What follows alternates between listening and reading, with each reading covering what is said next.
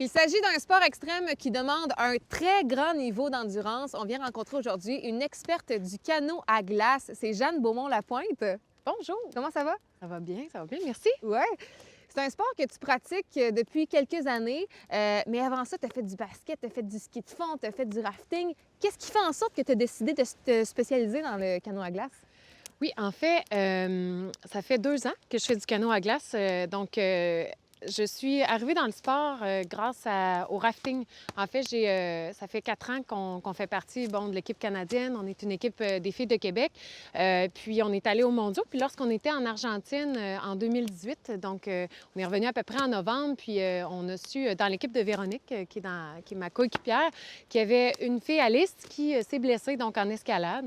Le Véro m'a dit, là, Jeanne, c'est ta chance. Elle dit d'entrer dans une équipe élite. Elle dit, let's go, c'est là. Parce que rentrer dans une équipe élite aussi, c'est quand même des équipes assez soudées. C'est une belle opportunité. Puis je suis très reconnaissante de ça, de rentrer dans une équipe tout de suite où est-ce qu'il y a un bon niveau de compétition puis une belle expérience. Donc, je suis arrivée comme ça. Je suis arrivée avec les glaces là, en 2018, fin 2018, début 2019.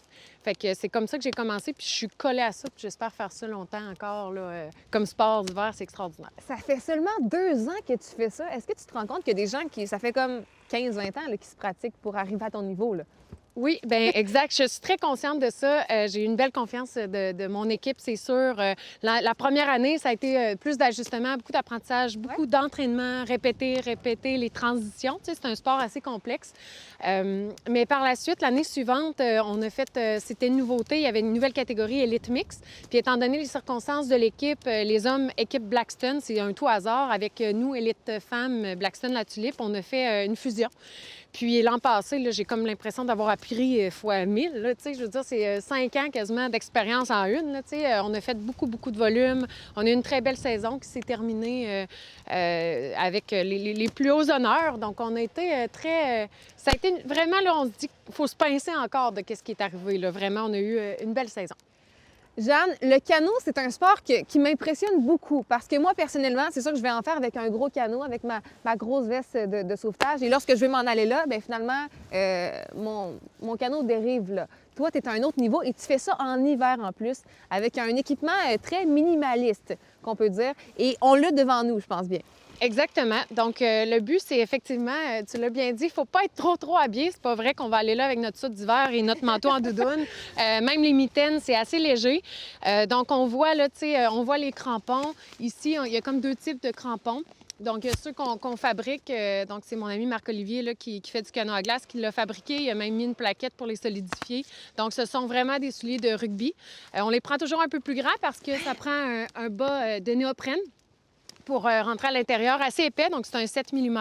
Puis on a les crampons moulés, en fait, par des orthésistes prothésistes, si on veut.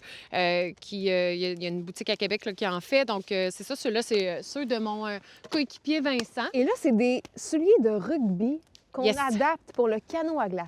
Exactement. Ça prend vraiment des souliers, pas ceux de soccer, qu'on n'est pas capable d'enlever les crampons. Il faut vraiment que ce soit des souliers qu'on est capable d'enlever les crampons pour pouvoir en mettre des vis, des bonnes vis là-dedans. Là. Donc, c'est ce que ça prend. C'est beaucoup de bricolage. C'est pour ça que la roulette de tape, ici, c'est pas très écologique, mais c'est vraiment notre outil de prédilection. Tu sais, on tape souvent nos lacets avec ça parce que, tu sais, tout gèle. Fait qu'à la fin, là, on n'est pas capable. Souvent, on est des blocs de glace là, en sortant de l'eau. Bien, de la glace. Donc... Et de l'eau, des fois, quand tu tombes. Exactement. Oui, ça fait partie de la game. On a toujours une patte dans l'eau, là, quand on est en trotte ou en transition. Tu sais, des fois, ça défonce. Ça peut aller jusque-là. Puis des fois, bien, c'est sûr que ça peut arriver n'importe quand, là, où est-ce que quand on fait une transition, si on a mal jugé le terrain, bien, c'est sûr qu'on peut traverser. Là. Mais souvent, nos réflexes humains sont assez intéressants. Tu sais, on se tient bien, puis ça se passe plutôt bien. Là. Souvent, c'est instinctif. Là, on s'accroche après le canot, veut pas. Une des choses que je trouve quand même cool dans le stock que tu as apporté, c'est la veste de sauvetage qui est très petite. On dirait quasiment un sac banane, en fait. Exactement. Ça ressemble effectivement à un sac banane. En fait, donc, on voit, là, les canotiers, on porte 2 types de vestes de flottaison. Donc, la petite ici, qui est vraiment elle, on la retire une seule fois. Là, c'est vraiment, on est en danger, donc on tire ici sur... moi, j'ai personnellement jamais eu à l'utiliser, mais c'est vraiment une qui vient autour du cou pour garder la tête en dehors de l'eau. Et on a cette veste-là aussi que moi, je porte. C'est ma veste d'eau vive, donc c'est pour ça que mon couteau de rivière. Mais ce que j'aime avec celle-là, c'est qu'elle te garde quand même au chaud. Parce qu'en canot, tu l'as bien dit tantôt, on n'est vraiment pas beaucoup habillés. On a des petits lifas, on met pas grand-chose, un petit manteau, puis on est vraiment habillés léger. Donc ça garde quand même une petite chaleur là, quand on a besoin. En 2 ans de canot à glace, est-ce qu'il y a eu un moment particulier où tu as eu peur ou qui est arrivé quelque chose d'assez extrême qui t'a peut-être mis dans une situation, je sais pas moi, tomber dans l'eau, peut-être bien un trou dans le canot, je sais pas? Oui, bien, c'est sûr qu'on a... il y a à Port-Neuf, à un moment donné, on le voit, là, il y a l'émission Les Conquérants des glaces qui firme qu'on a une capture vidéo de ce moment-là où est-ce qu'on arrive de l'autre côté de la rive, donc sur la rive sud, il y a une pointe, puis c'est l'année 2019, donc vraiment ma première course à vie. On embarque là, tout ça, puis il y a vraiment un dénivelé énorme, puis on voit, là, tu sais, les gens, ça tombe, ça défonce, c'est gros, là. Tous les canotiers savent vraiment, là, de quoi je parle, tu sais, c'était inimaginable, là, ce qu'on avait là. Donc, il fallait aussi, tu sais, on était tous pressés par la compétition, mais vraiment, il y avait une entraide entre canotiers, il fallait être très vigilant. Donc, ce bout-là, je dirais que moi, pour ma première expérience de course, qui n'était même pas supposée être une course aussi, tu sais, je n'étais pas sur l'alignement au début, il est arrivé un accident le matin même, Jeanne t'embarque, fait que je suis embarquée, puis, tu sais, j'avais jamais vu ça, fait que même pas dans les entraînements, comme je dis, je venais d'arriver avec les glaces, Ouais. tu sais, fait que il y a ça, il y a aussi, je dirais, des fois, les touches à Lévis. À Lévis, la première année, dans le carnaval, justement... avec le courant qui pousse, les bateaux qui s'entremêlent, puis tout ça, bien, c'est sûr que ça pousse contre la coque du traversier à Lévis. Puis on était toutes, à un moment donné, toutes couchées, là, quasiment dans le bateau parce qu'on est où la coque, puis il faut sortir de là. On vient de faire notre touche, mais les glaces nous poussent, les bateaux nous poussent, ça commence à crier un petit peu. On essaie de tout rester pacifique, mais il y a un stress, même assez que tu es désillusionné un peu dans le bateau. Là, je suis là, je suis où? Où est-ce que je reprends ma position? Je suis rendue en avant ou en arrière? Ouais. Fait qu'il y a des peurs comme ça, oui, ça arrive.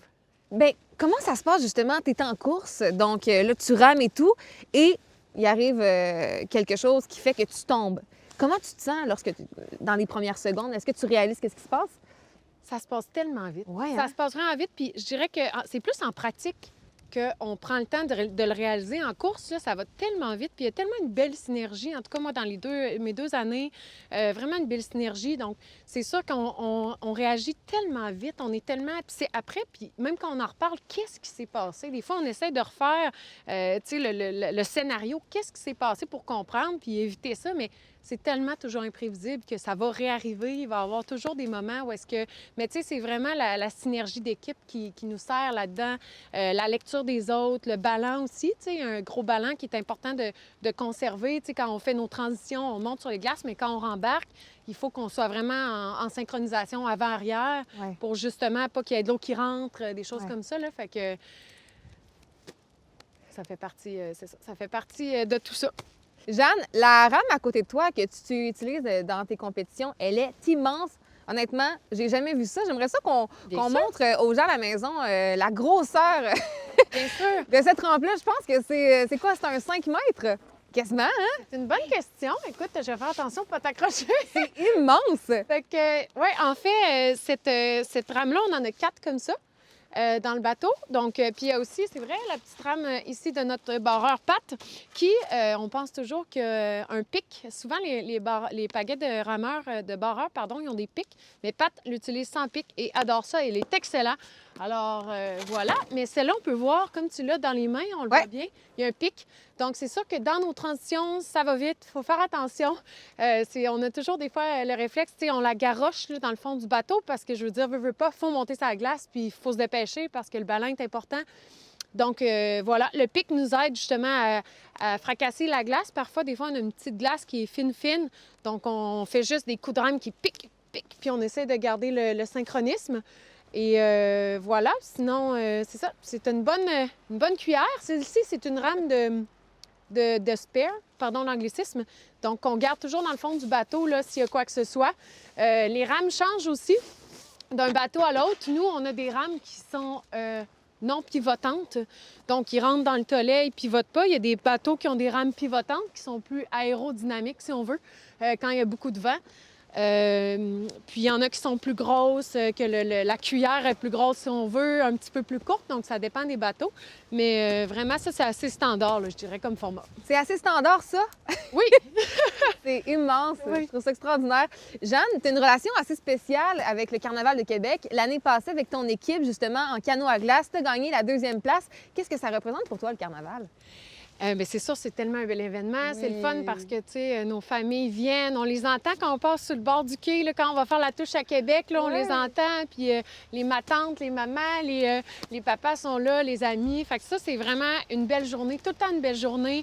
Le départ aussi, c'est tellement impressionnant là, avec le coup de canon, là, si on veut. Là, c'est tellement un moment stressant.